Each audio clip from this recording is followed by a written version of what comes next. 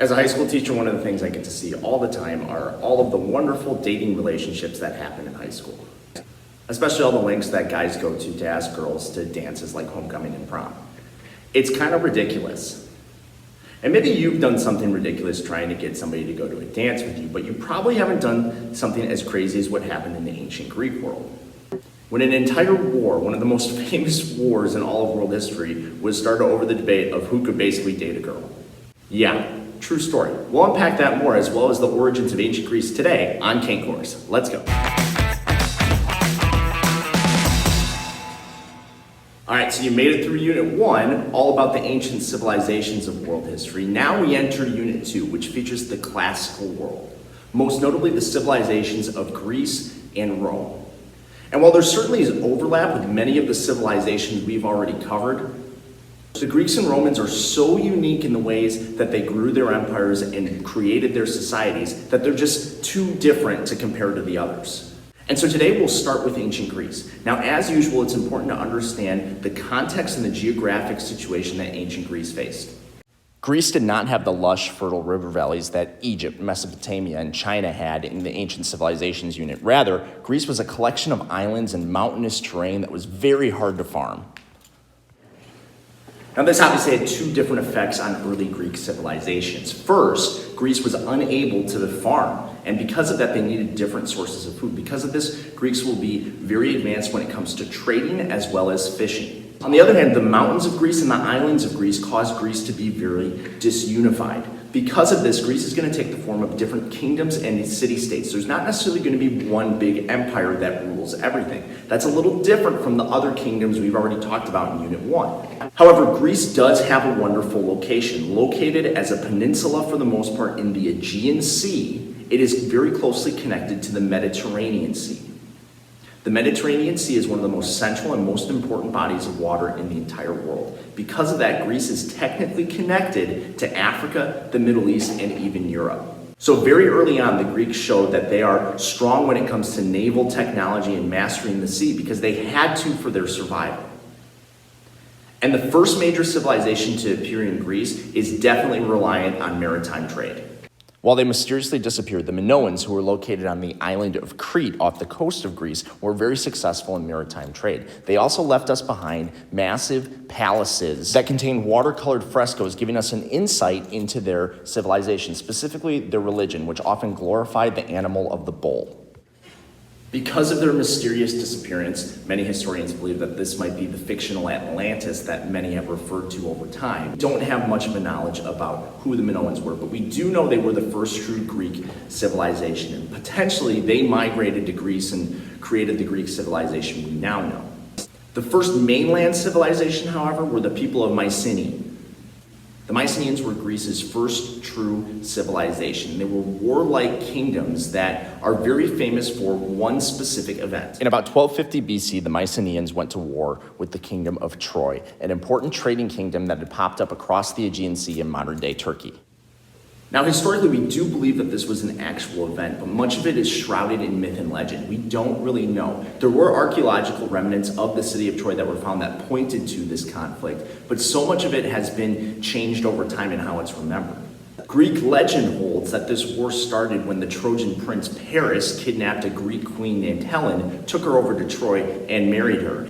And in attempts to gain revenge and rescue this queen, Agamemnon, the king of the Mycenaeans, brought an entire invasive army, sailed across the Aegean Sea, and attacked Troy. And over 10 years, this war waged on. Again, this could be myth, and the reason for that lies in our source material. The only accounts we have of this war come from the Iliad and the Odyssey, two now famous books written by the blind poet Homer. Well, they actually weren't written, they were passed down orally. When something like this, an epic poem, is passed on orally, there's a chance that people can change it along the way.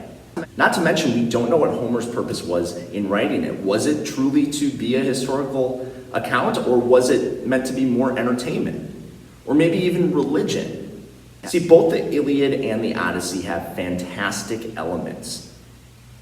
Influence of the gods. In fact, the gods come in and participate in this war as if they're the Avengers. Superpowered individuals who come in and rescue people during the events of the war.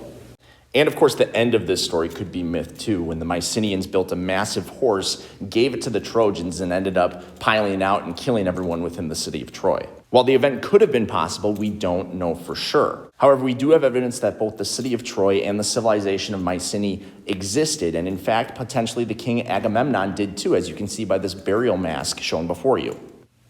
Regardless of what may or may not be true within the Trojan War, it's a wonderful example of how careful we have to be when reading sources and gathering the information and evidence we have in order to better understand the past. We just really don't know because we're limited based on time and the things that are available to us. Yet we do know that Mycenae was an early civilization in Greece, and from it stemmed the famous Greek civilizations that many of us are familiar with. The city-states of Greece will quickly rise out of the ashes of Mycenae. Again, divided by mountains and islands, these city-states will each take on their own identities. But there are some things that are in common across all of Greece. Greek city-states were far more organized than those of Mesopotamia, and they had unique structures of governance and laws and unique characteristics that characterized each one. This evolved version of a city-state was called a polis. One of the things that made all of these city-states very similar was their access to military technology. The Greeks had access to iron, and with that, they created soldiers called hoplites that carried a shield, a spear, and a sword. It was a very uniform form of warfare that was used throughout all of Greece in the ancient world. Greek hoplites were then organized into large formations called a phalanx. In this, they would lock their shields together and poke their spears through the holes, creating essentially a wall of death that would move forward and allow protection and attack at the same time. Most city-states were also built on something called an Acropolis, an elevated hill that was often fortified with a fortress and contained a temple to that city's god. The best example of an Acropolis is the city of Athens, which today you can still see the famous Acropolis with the Parthenon, the temple to Athena, up top.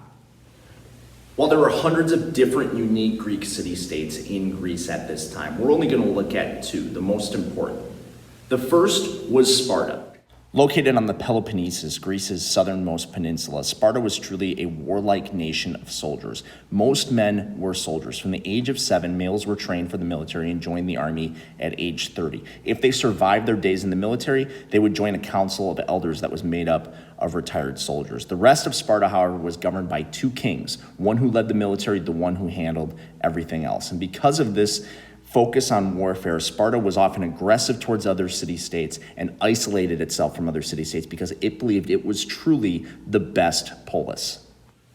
Athens, on the other hand, was the opposite of Sparta. It focused on things like the arts and education, and more importantly, government. Athens' new systems of government would change the world forever. It started originally as an oligarchy, a government in which a few people ruled. But at its height, Athens was a democracy in which many people could participate.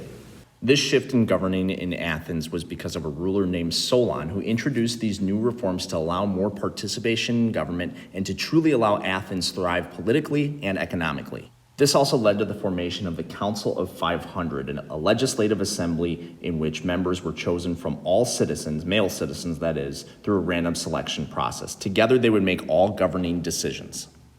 While this sounds like a good idea, it's not truly a democracy because only males who were actually of the upper aristocracy were able to vote and participate in the system, but it's steps towards modern democracy. It might also not be very effective because you got 500 people making a decision. For example, if I tell my class I'm going to surprise them with lunch today, the only catch is they have to agree 100% on what it is I'm getting. I don't know if we could ever reach an actual conclusion. Because me, I'm ride or die for Chick-fil-A. People might want McDonald's or Qdoba or who knows what else. It's going to take a while to come to a consensus, which is why Athens had written into its bylaws a system in which, during times of crisis, one man could seize all of the power. They called this a tyrant, and generally in history when we hear about tyrants, this is a negative thing. In Athens, tyrants were able to rise up and save the country from potential crises. And sure, there's examples of poor tyrants, but for the most part, this was a positive system for Athens that allowed it to use its democracy when it could. So Athens and Sparta are two very different civilizations. One extremely focused on warfare, the other focused on arts, education, and glorifying Greece. Despite their separation and all of their differences, the Greek city-states truly felt like they were all related and united to each other. And there are several reasons for this. The Greeks were polytheistic, and they believed in gods called the Olympians, who lived on the top of Mount Olympus, the most powerful of which was Zeus. And the Greeks believed that the gods came down and interacted with each and every one of them. And because of this shared belief, the Greeks were generally unified. This shared identity was called alos, and it was the closest word the Greeks had for Greek. It's something that's still used today, as you can see on the official Greek Olympic jersey that Giannis is wearing above. But as a whole, Greece is not only important in the classical era, it's important in all of world history because some of the things that it gave us. Greeks are famous for being people who thought about stuff. I know that sounds general, but it's true. They were the first to master the art of reason and thinking. And so Greek philosophers, people who basically just sat around and talked and thought about stuff all day, really changed the world using rhetoric, or the ability to speak and argue, as well as logic, the ability to think things out. For example, the famous philosopher Socrates, who's famous for his Socratic method, where he would answer questions with more questions, was famous for changing the way education worked and actually leading into some of the systems we have today. Socrates' new thoughts about philosophy and life were so radical, he was actually put to death by the Council of 500. His student Plato, however, continued many of his teachings, talking about new ideas about what a republic or a state should look like, as well as analyzing what the role of humanity is on Earth in a book that he called The Cave. And then, of course, there's Aristotle, who was Plato's student, who had a number of achievements in understanding science and the way the world worked.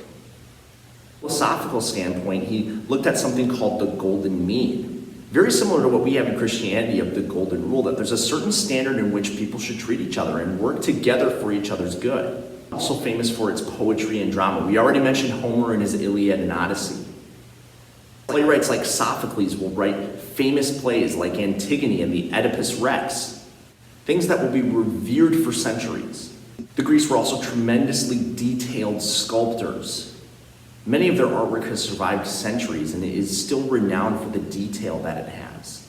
From a textual standpoint, they introduced us with columns. You know the look, you've seen it all the time. Look at the Washington Monument or the White House or the US Capitol. Those were built in Greek and Roman styles. It hasn't gone out of style.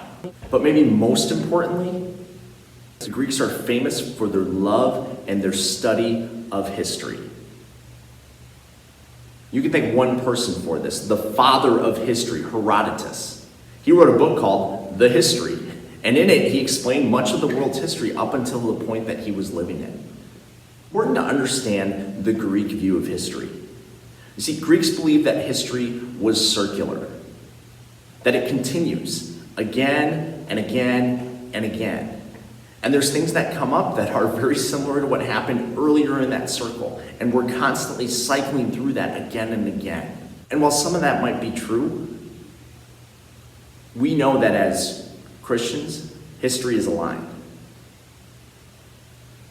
There was a creating point, and there will be an end point. And somewhere in there, Jesus Christ came down and intercepted that line and paused everything. That circular idea that the Greeks had, well, it doesn't work. And if you did follow that, well, maybe it's Christ who comes in and takes that circle and turns it into a line. He stops things from continually going. And that's the purpose of history. But so much of what we study in this class and all of world history, we can thank the Greeks for, because they pioneered the study of this subject. And as we'll continue to see, the Greeks are influential not only in their time, but in the many years to come. Very soon, Greece's very unique worldview, which is different from so many of the other places that we've already covered, will come into contact with some of those same worldviews. And the events will change the world forever. But that's a story for another day. Thanks for watching. We'll see you next time.